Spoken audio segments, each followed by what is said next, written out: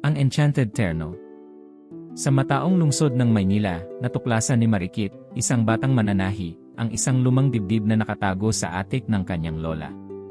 Sa loob ay isang terno, isang eleganteng gown na kumikinang na parang nakuhanan ng liwanag ng mga bituin.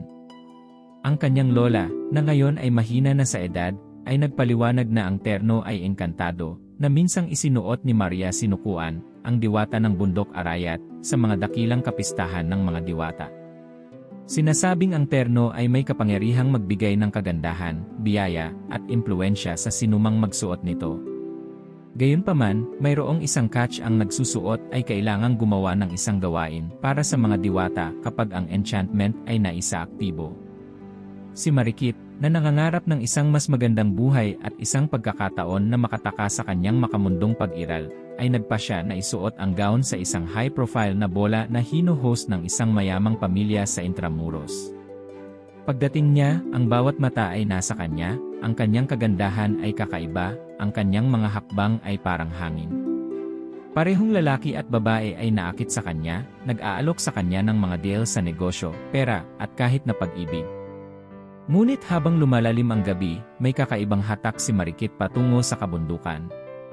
Bago siya makaalis sa party, siya ay nadala ng isang bugso ng hangin na dinala sa buong lungsod hanggang sa tuktok ng bundok Arayat.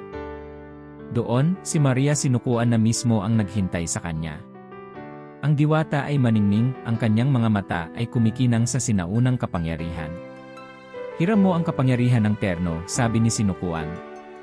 "Ngayon, kailangan mo kaming tulungan." Si Marikit ay inatasang magtahi ng mahiwagang tela na magsasanggalang sa nasasakupan ng mga diwata mula sa sumasalakay na kasakiman ng sangkatauhan. Sa loob ng maraming araw, walang pagod siyang nagtrabaho, naghahabi ng mga sinulid ng liwanag ng buwan, mga bulong ng hangin, at mga halakhak ng ilog sa isang tapiserya na nagpoprotekta sa bundok. Sa huli, pinayagan si Marikit na bumalik sa lungsod, ngunit hindi na siya isang mananahi lamang. Siya ay kilala bilang ang manghahabi ng mahika, at ang kanyang mga nilikha ay hinahangad ng parehong mga mortal at espiritu.